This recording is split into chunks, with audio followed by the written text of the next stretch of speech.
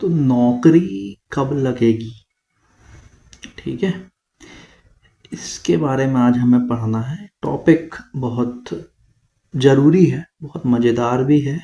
और एक ज्योतिषी के पास जो है ना, जो सबसे ज़्यादा पूछा जाने वाला प्रश्न होते हैं, उनमें से ये एक प्रश्न होता है कि नौकरी कब लगेगी, है ना। तो ये कैसे किया जाता है? कृष्णमूर्ति पद्धति के माध्यम से आज हम ये समझेंगे, स्टेप बाय स्टेप मैं आपको बताऊंगा। मैं ये मान के चल रहा हूँ कि आप कृष्णमूर्ति पद्धति के विद्यार्थी हैं, ठीक है। तो वीडियो में अंत तक बने रहिएगा, बहुत कुछ सीखने को मिलेगा। स्टेप बाय स्टेप करके हर एक चीज़ जितनी मुझे आती है, जितना मैं जानता हूँ अभी, जितना मैंने पढ़ा है, वो मैं आपको पूरा बताऊंगा। ये कुंडली है मेरे पास में, ठीक है। तो ये ऊपर की तरफ जो बनी हुई है दोस्तों, ये D1 कुंडली है, और ये जो नीचे की तरफ है ये KP कुंडली है ना। ये जो है हमारी ये कस्पल पोजीशन टेबल है, और ये जो है मेरी ये प्लानिटरी टेबल है, ठीक है। ये पहले मैं पूरी चीज़ें लिखा करता था, अब ये प्रिंट आउट के फॉर्म में मतलब करने लगे हैं। ऐसा सोचा है, ये आज पहला वीडियो है इस तरह से पढ़ाने का भी, है ना। ये नाम, ये ईमेल एड्रेस है, नंबर, ये सारी चीज़ें इस तरह से करके। ये अरेंजमेंट कैसा लगा वो भी बताइएगा आप लोग कमेंट सेक्शन में। सबसे पहले व्यक्ति आया है हमारे पास में, हमसे पूछ रहा है कि मेरी नौकरी कब लगेगी। तो हमारे पास में ये कुंडली है, KP में इतने की ही ज़रूरत होती है, इसके बाद की चीज़ें आप कर सकते हैं। ज़्यादा होगा तो यहाँ पे हाउस और प्लेनेट की डिग्री, मिनट, सेकंड और होने चाहिए, बस। सबसे पहले हमें देखना है कि कौन से प्लैनेट टेनेंटेड है और कौन से प्लैनेट जो है वो अनटेनेंटेड है किसी भी कुंडली में, सबसे पहले, है ना। सबसे पहले तो ये देख लेते हैं कि ये मेरे पास में ये कुंडली आई थी। जब मेरे पास में ये कुंडली आई, नौकरी से संबंधित प्रश्न था, तो मैंने देखा कि 10th कस्पल सबलॉर्ड जो है वो राहु है। मैंने ये देखा कि 6th कस्पल सबलॉर्ड भी जो है वो राहु है। और मैंने उस समय ये देखा कि जो मेरा LSRD थे, जब मैं इस कुंडली पर काम कर रहा था दोस्तों, तो वहां पर जो L वाला प्लैनेट था उसे रिप्रेजेंट कर रहा था राहु। L वाले प्लैनेट को राहु जो है वो रिप्रेजेंट कर रहा था। नौकरी से संबंधित प्रश्न है, 10वें भाव 6वें भाव से संबंधित प्रश्न है। दोनों का ही जो नक्षत्र स्वामी है वो राहु है, और राहु जो है वो शासक ग्रहों में प्रथम दर्जे का जो है वो ग्रह है। कुंडली एकदम सही है, जो भी विवरण था, ठीक है, वो एकदम सही है। मतलब मैं इस कुंडली पर अब जो है आगे काम कर सकता हूँ। मेरे पास में एक कुंडली आई, मैं सबसे पहले चेक करूंगा कि यार कौन से ग्रह टेनेंटेड है, कौन से अनटेनेंटेड है, किन किन ग्रहों की जरूरत पड़ जाए, अभी तो नहीं पता अब अपन को। उसके लिए क्या करूंगा, ये राशि लॉर्ड वाले को छोड़ना है, मैं सिर्फ फोकस करूंगा इस पे। टेनेंटेड अनटेनेंटेड प्लेनेट वाले रूल्स जो हैं मैंने बताए हैं, मेरा वीडियो है ऑलरेडी उस पर। आज अपन आगे थोड़ी सी फिर से चर्चा करते हैं। सूर्य को देखते हैं दोस्तों, तो यहाँ पर देखिए सूर्य जो है अपने नक्षत्र में नहीं है। सूर्य जो है वो शुक्र जो है वो सूर्य के नक्षत्र में है, और सूर्य शुक्र के नक्षत्र में नहीं है। तो सूर्य जो है मेरा वो टेनेंटेड प्लेनेट हो गया। कौन सा प्लेनेट हो गया? टेनेंटेड प्लेनेट। मून के लिए देखते हैं दोस्तों, चंद्रमा अपने नक्षत्र में नहीं है। चंद्रमा जो है, वीनस जो है, सॉरी मरकरी जो है वो चंद्रमा के नक्षत्र में है, और मून जो है वो वीनस के नक्षत्र में है। मतलब कि ये मेरी कंडीशन जो है वो फॉलो नहीं हो रही है। ऐसे मैं देख लेता हूं, क्योंकि यहाँ पर मेरा मरकरी मतलब मून तो जो है वो आ गया है, 2 बार आया है ना। तो अब ये दोनों कंडीशन मेरी जो है वो फुलफिल नहीं हो रही। क्या क्या बोल दिया ये मैंने, लिख देता हूं मैं यहाँ पे, ऐसा तो नहीं समझ में ही ना आ रहा हो। तो मैं यहाँ पर लिख देता हूं, प्लैनेट इन ओन स्टार। ग्रह यदि खुद के नक्षत्र में हो तो वो मेरा अनटेनेंटेड होगा। दूसरा, कि उस ग्रह का जो स्टार जोन है, यदि वो खाली हो, वैकेंट हो, तो अभी वो अनटेनेंटेड होगा। तीसरा जो है वो है म्यूचुअल एक्सचेंज वाला, ये जो इतने जल्दी मैंने कर दिए ना, ये बस मैंने लिख दिया। वीडियो को बढ़ाने का मेरा कोई भी उद्देश्य नहीं है, लेकिन यदि कोई ऐसा व्यक्ति जो मेरा वीडियो पहली बार देख रहा हो तो उसे ये पता तो रहे। तो ये 3 रूल्स के हिसाब से जो है हम करेंगे, यहाँ पे पता करेंगे कि जो ग्रह है वो टेनेंटेड है या अनटेनेंटेड है। मार्स को देखते हैं दोस्तों हम यहाँ से। मंगल के नक्षत्र में कोई भी ग्रह नहीं है। देखो यहाँ पे देखना है ना, तो मार्स जो है मेरा ये अनटेनेंटेड हो गया। मरकरी, यहां पर देखो अच्छे से, मरकरी के नक्षत्र में भी कोई भी ग्रह नहीं। जुपिटर, जुपिटर जो है यहां पे देखो पहले ऐसे है यार, जुपिटर के नक्षत्र में सैटर्न तो है, जुपिटर अपने नक्षत्र में भी नहीं, लेकिन जुपिटर सैटर्न के नक्षत्र में है, सैटर्न जुपिटर के नक्षत्र में है, तो ये म्यूचुअल एक्सचेंज वाला हो गया, ये भी मेरा अनटेनेंटेड हो गया ना। वीनस, यहां पे देखो चेक करो, वीनस आ रहा है यहां पे, है ना, और अच्छे से देखते हैं। तो वीनस खुद के स्टार में नहीं है, प्लेनेट एंड ओन स्टार। क्या वीनस का स्टार जोन वैकेंट है? नहीं। चंद्रमा जो है वो शुक्र के नक्षत्र में है। तो वीनस सूर्य के नक्षत्र में है क्या? सूर्य वीनस के नक्षत्र में नहीं। तो वीनस जो है मेरा वो टैलेंटेड हो गया। सैटर्न जुपिटर के नक्षत्र में है और जुपिटर सैटर्न के नक्षत्र में, ये पहले ही अपन को कर देना था, ये दोनों हो गए। राहु अपने ही नक्षत्र में है, केतु अपने ही नक्षत्र में है, दोनों कंडीशन हो गई। ये सारे के सारे जो मेरे प्लैनेट्स हैं इस कुंडली में, ये मेरे अनटेनेंटेड हो गए। 6 प्लैनेट, 9 में से 6 प्लैनेट जो हैं वो अनटेनेंटेड हैं यहाँ पे, है ना। तो रूल नंबर 1 मैंने आपको बताया, व्यक्ति जो प्रश्न लेकर आया है उस प्रश्न से संबंधित मुख्य भाव का जो उप नक्षत्र स्वामी है, यदि वो जिस समय आप उस कुंडली पर काम कर रहे हैं उस समय रूलिंग प्लैनेट में मौजूद है, ठीक है, तो समय जो है वो सही है, हम उस कुंडली पे आगे काम कर सकते हैं। दूसरा स्टेप हमने क्या किया भैया, ये 3 रूल लगा के देखे और देख लिया कि कौन सा ग्रह जो है मेरा वो अनटेनेंटेड है और कौन सा जो है मेरा वो टेनेंटेड है। इतना मैंने देख लिया। ये कुंडली है मेरी, ये ऊपर वाली क्या है, ये D1 कुंडली है, ये जो नीचे वाली है ये KP कुंडली है, बस कोई दिक्कत ही नहीं है। इसके बाद अब हम आगे थोड़ा सा और जरा पढ़ते हैं, आगे चीज़ों को जरा थोड़ा सा देखते हैं। मैं आपको कुछ रूल्स वगैरह जो हैं वो समझा दूं, ठीक है। तो अब ये अपन ऐसे रख लेते हैं दोस्तों, है ना, और यहाँ पे भी मैं ये ऐसे लगा देता हूँ, बस लग गया और हो गया। फिर तो क्या है, अब अपन पढ़ना शुरू करते हैं। तो अब जो है अपन पढ़ना शुरू करते हैं जॉब के बारे में। किस बारे में मैं बात कर रहा हूँ? जॉब, सर्विस,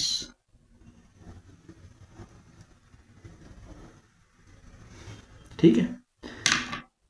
तो कुछ भावों के बारे में हमें बात करनी होती है। सबसे पहले तो क्या करते हैं ना, 20 से ना अपन ऐसी एक लाइन खींच देते हैं यहाँ पे, ताकि अपन जो है ना दोनों तरफ जो है वो यूज कर पाए अच्छे से। पहला जो भाव होता है जब हम जॉब के बारे में बात करते हैं, वो दूसरा भाव होता है जो कि हमारे फाइनेंस का भाव होता है, एक्यूमुलेटेड वेल्थ का भी होता है, और भी बहुत सारे कारक तत्व होते हैं। अभी हम नौकरी के संदर्भ में बात कर रहे हैं तो हम अभी सिर्फ इतनी ही बस बात करेंगे। दूसरे के बाद में जो अगला भाव होता है वो होता है तीसरा भाव। अब ये तीसरे भाव की बात मैं क्यों कर रहा हूं, क्योंकि भैया ये होता है परफॉर्मेंस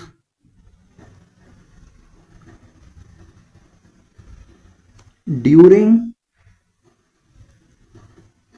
इंटरव्यू।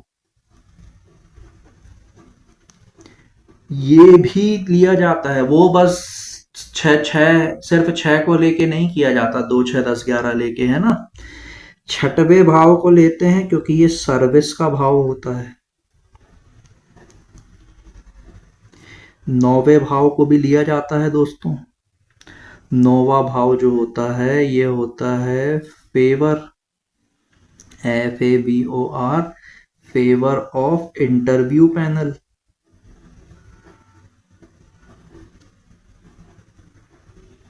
भैया नौकरी कैसे मिल जाएगी, 10th कस्पल सब लॉट 6वां भाव दिखा रहा होगा तो उससे थोड़ी ना बस नौकरी मिलेगी। देखना तो पड़ेगा ना, नौकरी के लिए इंटरव्यू देने तो जाओगे कहीं पे कि घर पे आके उठा के ले जा लेंगे नौकरी देने वाले, वैसा नहीं होगा, है ना। तो इसीलिए ये इंटरव्यू वाली चीजें भी अपन को देखनी पड़ेंगी जब अपन किसी को बता रहे होंगे। तो 10वां भाव भी होता है। 10वां भाव क्या होता है, ये प्रोफेशन का होता है हमारे। 10वें भाव को इसलिए हम देखते हैं, और साथ में ये जो हमारा जो स्टेटस होता है, पोजीशनल स्टेटस, वो कस्पल इंटरलिंक वाला नहीं है ना, पोजिशनल स्टेटस इसका होता है, इसलिए इसे भी देखा जाता है। 11वें भाव को भी देखते हैं, ऐसा बस नहीं है ना। तो ये क्यों देखते हैं हम? सक्सेस, फिर fulfilment,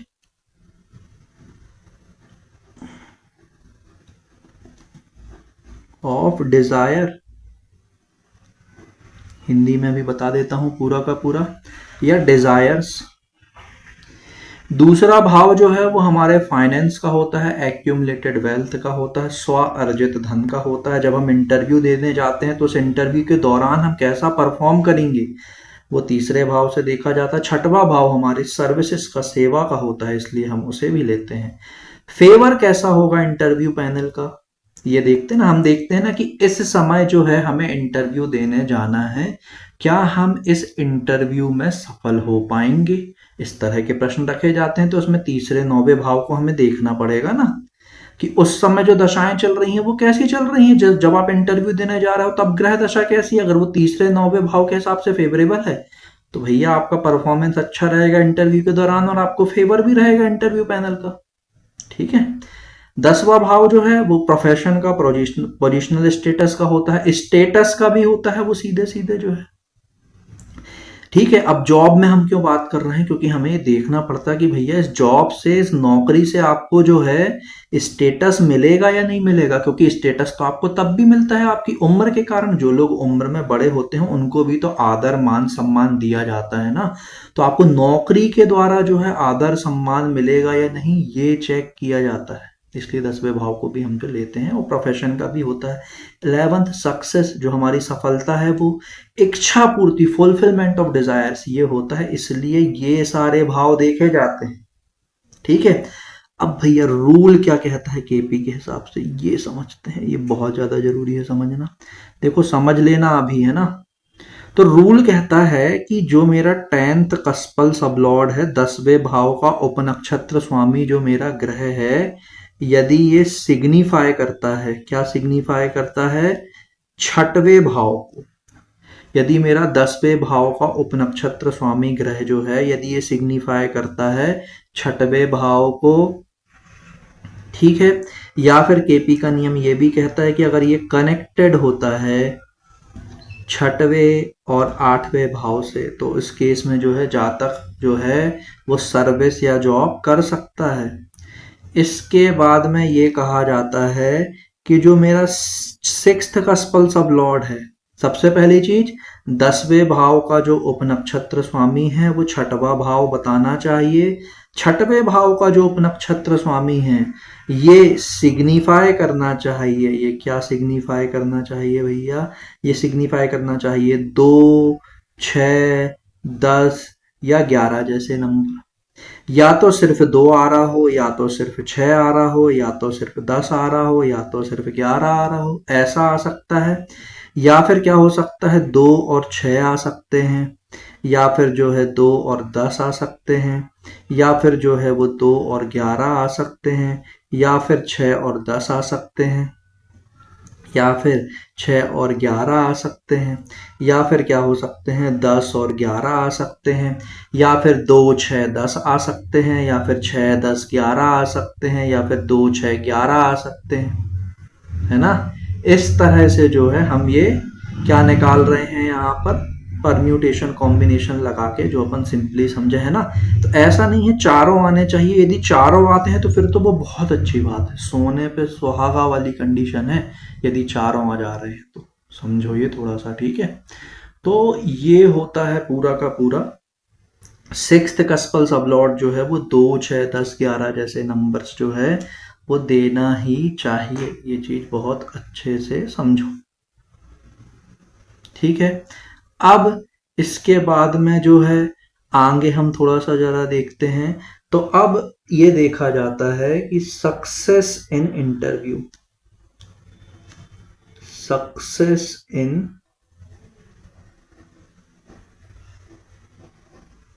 interview, success in interview के लिए हम क्या देखते हैं कि भैया जो आपका 11th कस्पल सब लॉर्ड है, 11वें भाव का जो उपनक्षत्र स्वामी है 11वें भाव का उपनक्षत्र स्वामी, ये जो है ये सिग्निफाई करना चाहिए, ये सिग्निफाई करना चाहिए, क्या सिग्निफाई करना चाहिए, ये तीसरा भाव और 9वां भाव, तभी जो है सक्सेस इन इंटरव्यू जो है वो आपको रहेगी।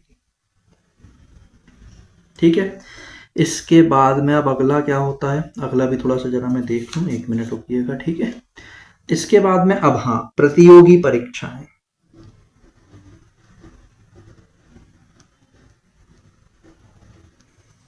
एक तो वो हुआ कि हमारे घर के पास में जो है वो कोई कंपनी है, वहां पर भर्ती निकली हुई है या वहां पर वैकेंसी है, हम चले गए। ठीक है, हम चले गए तो रिज्यूम के बेस पे शॉर्ट लिस्ट हो गए, उसके बाद में हमने इंटरव्यू दिया, इंटरव्यू हमारा अच्छा गया क्योंकि हम उसी डोमेन का जानते थे। इंटरव्यू पैनल ने भी फेवर किया कि ये कैंडिडेट अच्छा है और हमें नौकरी मिल गई। अगला जो है कि हम प्रतियोगी परीक्षाओं की तैयारी कर रहे हैं। किसकी तैयारी कर रहे हैं? प्रतियोगी परीक्षाओं की। हम क्या कर रहे हैं? प्रतियोगी परीक्षाओं की जो है वो तैयारी कर रहे हैं। तो जो लोग प्रतियोगी परीक्षा में अच्छा परफॉर्म करते हैं, प्रतियोगी परीक्षा में अच्छा परफॉर्म करने के लिए छठवें भाव का उपनक्षत्र स्वामी 6, 10 या 11 जैसे नंबर दिखाना चाहिए। मतलब या तो वो 6 दिखा दे, या तो वो 10 दिखा दे, या तो वो 11 दिखा दे, या तो वो 6 और 10 दिखा दे, या तो वो 6 और 11 दिखा दे, या तो फिर वो 10 और 11 दिखा दे। 6 आना चाहिए, मतलब ऐसा मान सकते हो, है ना। या फिर वो 6, 10 और 11 यदि दिखा दे तो फिर तो बल्ले बल्ले, कोई दिक्कत ही नहीं है, कहीं से कहीं तक कोई समस्या नहीं अगर ऐसा हो रहा है तो। ठीक है, इसके बाद में अब एक और जो प्रश्न पूछता है व्यक्ति, पक्की नौकरी का। क्या पूछता है? पक्की नौकरी लगेगी या नहीं, पीएफ वगैरह कटेगा, सारी की सारी चीजें, एम्प्लॉयमेंट के जो पूरे जो हमारे एक एम्प्लॉय को जो फैसिलिटीज मिलती वो सारी कंपनी देगी या नहीं देगी, है ना। तो उसके लिए सबसे पहले तो क्या होना चाहिए, वही जो हमारी नौकरी की कंडीशन है कि 6th कस्पल सबलॉर्ड जो है ये सिग्निफाई करना ही चाहिए, ये सिग्निफाई करना ही चाहिए। 2, 6, 10, 11 जैसे नंबर्स। और अभी जो हमारा दशा स्वामी है, जो अभी हमारा दशा स्वामी है, ये 1, 5 और 9 का स्ट्रॉन्ग सिग्निफिकेटर ना हो। स्ट्रॉन्ग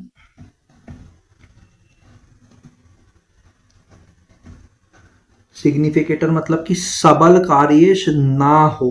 क्या हो? ना और फिर हो। और जो हमारा दशा स्वामी, पहली कंडीशन तो ये हो गई। दूसरी है कि ये बुध ना हो, डुअलिटी, बुध ना हो, और फिर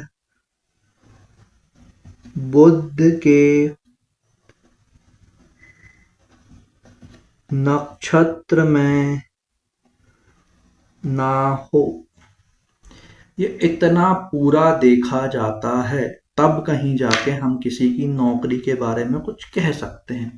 अब अभी जो है मैं ट्रांसफर वगैरह, सस्पेंशन वगैरह उनके बारे में बात अभी नहीं कर रहा हूँ, कॉम्प्लेक्स नहीं करना है अभी अपन को, चीज़ों को एकदम आसान रखते हैं। तो भैया जब कभी भी आपके पास में कोई एक कुंडली आएगी, सबसे पहले आप चेक करोगे मुख्य भाव का जो उपनक्षत्र स्वामी है वो उस समय जब आप उस कुंडली में काम कर रहे हैं तब रूलिंग प्लैनेट में मौजूद है या नहीं। यदि है तो आप आगे बढ़ जाइए, उसके बाद में फिर जो है आप टेनेंटेड अनटेनेंटेड प्लैनेट को चेक करिए। नौकरी के लिए 10वें भाव के उपनक्षत्र स्वामी और 6वें भाव के उपनक्षत्र स्वामी के साथ ये चीजें भी देखी जाती हैं, इनके बिना कुछ ऐसा होता है नहीं। तो मैंने क्या क्या आपको बताया, मैंने आपको ये 10th CSL का बताया, फिर मैंने आपको 6th CSL का बताया, फिर मैंने आपको सक्सेस इन इंटरव्यू का बताया, फिर मैंने आपको कॉम्पिटिटिव एग्जाम का भी बताया भैया कि प्रतियोगी परीक्षाओं के लिए ये होना चाहिए। आप अपनी कुंडली में लगाओ, आप कोई विद्यार्थी हो, कंपटीशन की तैयारी भी कर रहे हो, ज्योतिष भी पढ़ रहे हो, और ये ना लगे रूल तो हताश होने की, दुखी होने की जरूरत नहीं है भैया। हो सकता है आपकी कुंडली में समय गड़बड़ हो, यदि एक सब लॉर्ड आप आगे या पीछे चले जाओ तो ये कंडीशन मिलने लगे, है ना। ये चीज बिल्कुल समझो बहुत अच्छे से। पक्की नौकरी के लिए क्या होना चाहिए? सबसे पहले तो यही वाला रूल होगा जो अपना था, सिक्स्थ कस्पल सब लॉर्ड वाला। और दूसरा रूल जो है फिर ये दशा स्वामी वाला हो जाएगा। जो दशा स्वामी आपको नौकरी दे रहा है वो 1, 5 और 9 का सबल कार्येश ना हो, बुध ना हो और बुध के नक्षत्र में ना हो, बस हो गया। ये सारी चीजें हमें देखनी पड़ेंगी। तो ये एक छोटा सा मतलब अभी हमने समझा। इसके बाद में अब अपन थोड़ा सा आगे जरा देख लेते हैं, ठीक है। अब हम बात करेंगे इसी वाली कुंडली की, जिस कुंडली को अभी हम जो है लेके चल रहे हैं। तो मैं एक और जो है यहाँ पर ब्लैंक शीट लगा देता हूँ और फिर हम इस कुंडली को लेके जो है चर्चा करते रहेंगे, ठीक है। तो ये जो है मैंने एक ब्लैंक शीट यहाँ पर रखी और ब्लैंक शीट रखने के बाद में ये ऐसे लगा दिया, ठीक है।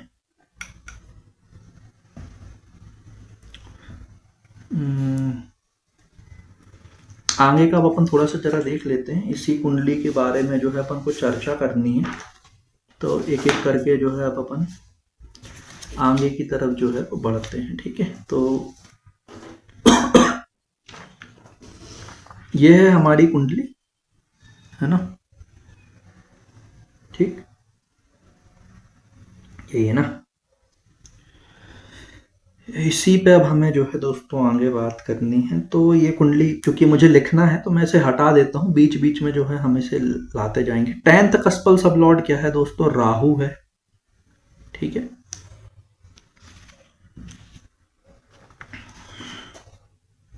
तो यहां पर जो सबसे पहले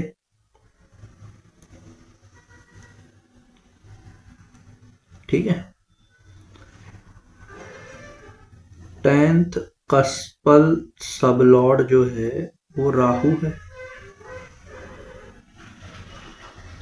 ठीक है। राहु जो है वो अनटेनेंटेड है, मतलब राहु अपने फल देगा। राहु जो है वो राहु के नक्षत्र में, शनि के उप नक्षत्र में, केतु के उप उप नक्षत्र में है। तो राहु जो है वो क्या है, राहु के नक्षत्र में है और फिर जो है वो शनि के उप नक्षत्र में है और फिर जो है वो केतु के उप उप नक्षत्र में है। इतना जो है हमने देखा। तो यहाँ पर अब मैं थोड़ा सा ये लिख देता हूँ, ये राशि लॉर्ड है, ये जो है ये स्टार लॉर्ड है, ये जो है ये सब लॉर्ड है और ये जो है ये सब लॉर्ड है। ग्रह जब अपने ही नक्षत्र में हो तो उसका उप नक्षत्र स्वामी जो होता है वो नक्षत्र स्वामी के रूप में काम करता है। जो उसका उप उप नक्षत्र स्वामी होता है वो उप नक्षत्र स्वामी के रूप में काम करता है। रूल ये वाला बताया था मैंने आपको। अपन यहाँ पर राहु लिखते हैं, बहुत आसानी से समझते जाना, बिल्कुल इजीली बता रहा हूं मैं, है ना। और फिर यहाँ पर अपन लोग जो है वो केतु लिख देते हैं। राहु अनटेनेंटेड है, ये चीज ध्यान रखना, है ना। अब इसके बाद में राहु जो है, अगर हम यहाँ पर थोड़ा सा समझें, ये जो है कुंडली ना मैंने यहाँ पे अलग से भी बना के रखी थी। तो राहु जो है मेरा वो दूसरे भाव में बैठा हुआ है, ठीक है। फिर इसके बाद में जो राहु है मेरा वो किसकी राशि में है? देखो राहु किस भाव में बैठा है ये तो हम केपी कुंडली से ले लेंगे। राहु केतु की सिग्निफिकेशन याद है ना, वीडियो था मेरा, यहीं से मैंने यही सब चीजें पढ़ा के शुरू किया था चैनल। अब यहां पे समझो, फिर राहु किस राशि में बैठा? राहु बैठा है शुक्र की राशि में। शुक्र के सिग्निफिकेशंस क्या होंगे बहुत अच्छे से अपन देखते हैं। शुक्र जो है वो 8वें भाव में है और 9वें भाव में उसकी राशि लिखी है और दूसरे भाव में भी इसकी राशि लिखी है। अब इस कुंडली में क्या है ना कि राहु ना किसी के साथ जो है युति में है। शुक्र की 7वीं दृष्टि यहाँ पे, सॉरी यहाँ से हम दृष्टियां वगैरह तो यहाँ पे देखेंगे तो राहु को किसी की 3री, 7वीं, 4थी, 8वीं, 9वीं, 5वीं दृष्टि जो है ऐसी नहीं पड़ रही है। राहु का सिग्निफिकेशन यही होगा। सैटर्न को हम देख लेते हैं। शनि जो है दोस्तों इस कुंडली में क्या है, 6वें भाव में है। इसके बाद में जो है शनि छठवें भाव में तो है ही। इसके अलावा अगर हम देखेंगे तो शनि की जो राशियां हैं वो कौन सी हैं, पांचवी और छठवीं, तो पांचवें भाव का जो है वो स्वामी है। फिर क्या करेंगे, फिर हम केतु को भी देखेंगे। हालांकि अभी हमें केतु को देखने की जरूरत है नहीं, क्योंकि हम 10th कस्पल सब लॉर्ड को बस जो है वो चेक कर रहे हैं। इसके बाद में थोड़ा सा अब जरा हम और देख लेते हैं यहाँ पर, क्योंकि राहु यहाँ पर क्या है, अनटेनेंटेड है, तो वो जिन भावों का सब लॉर्ड बनेगा उनके बहुत प्रबलता से परिणाम देगा। तो राहु को अगर आप देखेंगे तो ये चौथे भाव का, छठवें भाव का, आठवें भाव का और 10वें भाव का। चौथे का 4, 6, 8 और 10 इनका क्या है, ये सब लॉर्ड है। 4 का, 6 का, 8 का और 10 का। यहां पर अगर आप देखो सीधे सीधे अगर आप समझो तो जो 10वें भाव का उपनक्षत्र स्वामी है वो 2 भी दे रहा है, वो 6 भी दे रहा है और वो 10 भी दे रहा है। मतलब सोचो कितना अच्छा हो गया ये। 2 यहां से मिला, 6 यहां से मिला, 6 फिर से यहां से मिला और फिर 10 जो है वो यहां से मिला, है ना। तो मतलब वो बहुत प्रबलता से रिजल्ट देगा हमें। लेकिन सिर्फ यहाँ पे देखना क्या था, हमारी जरूरत सिर्फ क्या थी, 6 थी। 2, 6, 10 तो थी ही नहीं। लेकिन ये चीज मैंने लिखी क्यों, क्योंकि भैया इस वाली कुंडली में जो 6th CSL है वो भी क्या है, वो भी राहु ही तो है। अब हम 6th CSL को राहु लेके देखेंगे तो यहाँ पर फिर से यही सारी की सारी चीजें होंगी। तो हमें ये समझ में आ रहा है कि ये तो 2, 6 और 10 जैसे नंबर से दे ही रहा है। जब ये 2, 6, 10 जैसे नंबर से दे दिया, बस मतलब 4 में से 3 नंबर्स आ गए तो अब तो कोई प्रॉब्लम है ही नहीं। ठीक है, तो ये मतलब इस जातक की नौकरी के लिए तो यार ये बहुत अच्छा हो गया कि 10वें भाव के उपनक्षत्र स्वामी ने 10th कस्पल सब लॉर्ड ने जो है 6वां भाव दिखा दिया। ठीक है, अब ये बाकी के भाव 8 आ रहा है, या यहाँ पे देखोगे तो ऐसे 8 आ रहा है, तो स्ट्रेस होगी, वो अभी अपन उनके बारे में चर्चा नहीं कर रहे हैं ना। 6th कस्पल सब लॉर्ड ने 2, 6, 10 जैसे नंबर दे दिए, नौकरी के लिए हो गया ये पहला जो अपन ने देखा। दूसरा अब अपन जरा देखते हैं प्रतियोगी परीक्षा के हिसाब से। प्रतियोगी परीक्षा के हिसाब से क्या होना चाहिए, 6वें भाव का जो कस्पल सब लॉर्ड है जो कि राहु है ना। क्या बताया था अभी मैंने, क्या बताया था, 6, 10, 11 जैसे नंबर देना चाहिए। देखो 6 और 10 तो दे ही रहा है ना। मतलब यार ये जो हॉरोस्कोप है तो कॉम्पिटेटिव एग्जाम के हिसाब से भी बहुत अच्छा हो गया। अब इसके बाद में अगर अपन देखेंगे तो यहां पर जो है अपन को और कुछ देखना है क्या, और कुछ देखने के लिए आप चाहो तो success in interview, favour of interview panel भी चेक कर सकते हो। वो मतलब कुछ ऐसी बड़ी चीज नहीं है कुंडली आपके पास में, आप चेक कर लेना, मैंने चेक करके रखा था। ठीक है, अब इसके बाद में ना जो इनका इंटरव्यू हुआ था, है ना, कॉम्पिटेटिव एग्जाम के लिए देखो हॉरोस्कोप बहुत अच्छा है। ठीक है, इन्होंने जो एग्जाम दिया था वो शायद 2019 में दिया था। ठीक है, 2019 में इन्होंने एग्जाम दिया था। जो अभी इनका इंटरव्यू था, समझते जाना, इंटरव्यू जो था वो सितंबर 2023 में था। तो इस समय जो है मंगल की महादशा थी, मंगल की जो है वो सैटर्न की अंतरदशा थी और सैटर्न की जो है वो प्रत्यंतर दशा थी। मंगल को अगर हम देखें इस वाली कुंडली में, बहुत अच्छे से समझते जाना है ना। यहां तक बने हो तो आगे भी देखो, सिर्फ इतना देखना नहीं है, बताना भी है कि नौकरी कब लगेगी। प्रॉमिस बस होने से कुछ नहीं होता। मौत का प्रॉमिस तो सबकी कुंडली में है ना, लेकिन अलग अलग टाइम पे आती है। चलो डरा नहीं रहा हूं, विवाह के हिसाब से भी ऐसे ही बोल सकते हो। ठीक है, तो मार्स को अब अपन देखते हैं। मार्स जो है वो केतु के नक्षत्र में और बुध के उपनक्षत्र में है। केतु के नक्षत्र में है और बुध के जो है वो उपनक्षत्र में है। फिर अब अपन यहाँ पे जरा देख लेते हैं। तो जो मार्स है मेरा, ये 12वें भाव में बैठा हुआ है, यहाँ रख देता हूँ, 12वें भाव में बैठा है। राशि देखो कहाँ पे लिखी हुई है, यहाँ ऐसे देखेंगे, 1 मतलब कि 8, 8 मतलब कि 3। केतु का भी अपन पहले लिख चुके थे ना? नहीं, अभी नहीं लिखे थे यार। केतु का जो है दोस्तों वो है 8, 12 और फिर 3। केतु जो है वो 8वें भाव में बैठा हुआ है। केतु जो है वो मंगल की राशि में है, तो मंगल के आ जाएंगे ये पूरे के पूरे सिग्निफिकेटर। केतु पे किसी और चीज की दृष्टि अष्टि वगैरह नहीं है, तो केतु का जो सिग्निफिकेशन है वो ये हो जाएगा। मरकरी जो है दोस्तों वो 9वें भाव में बैठा हुआ है, पहले में है, और 1 और 10 में जो है उसकी राशियां लिखी हुई है, 1 में और 10 में ये, ठीक है। तो मार्स को अगर अपन देखें तो अगर हम इंटरव्यू के हिसाब से बात करें तो इंटरव्यू के लिए हमें कौन से भावों की जरूरत होती है? 3 और 11 की जरूरत होती है, जिसमें से अगर हम देखें यहाँ पर तो 3 जो है वो आ रहा है। मतलब इंटरव्यू के हिसाब से अगर हम देखें तो ये सही है ना? ठीक। ये तो महादशा स्वामी है, मेन हमें फोकस किस पे रहता है? सैटर्न पे। तो अंतरदशा स्वामी जो है, तो अगर हम सैटर्न को देखें तो सैटर्न की जो स्क्रिप्ट है, चलिए फिर से अब हम यहाँ पर आते हैं। शनि जो है वो गुरु के नक्षत्र में, चंद्रमा के उप नक्षत्र में है, गुरु के नक्षत्र में है और चंद्रमा के जो है वो उप नक्षत्र में है। शनि जो है वो 6वें भाव में बैठा हुआ है, 5वें भाव में जो है उसकी राशि लिखी हुई है।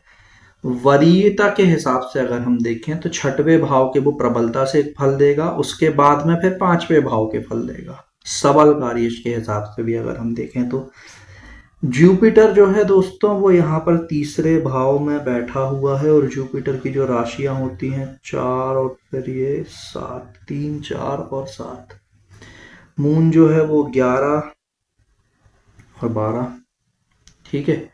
तो मून 11, 12 की जगह जो है हम वो, क्योंकि 12वें भाव में बैठा हुआ है, इस तरह से चाहे तो हम जो है लिख सकते हैं 12 और फिर ये 11।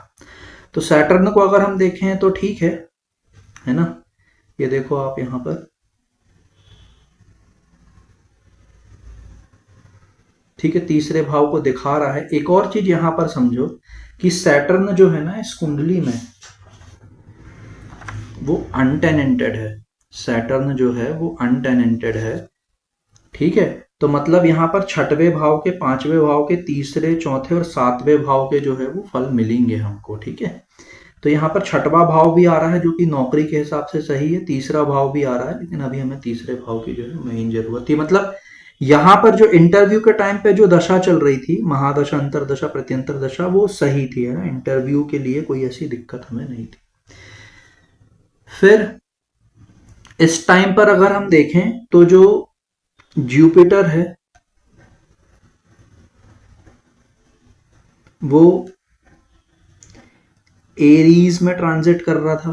क्यों? मैं ऐसा क्यों बोल रहा हूं? क्योंकि 22 अप्रैल 2023 को जो गुरुदेव हैं वो आ गए थे मेष राशि में, और फिर जो है ये 2 मई 2024 तक रहे थे, इसी राशि में रहे थे। तो मेष राशि में थे गुरुदेव, और मेष राशि का जो रूलर होता है वो होता है मार्स, मतलब कि मंगल। मार्स को अभी हम देख चुके हैं, सही है। स्ट्रेस है दोस्तों, है ना?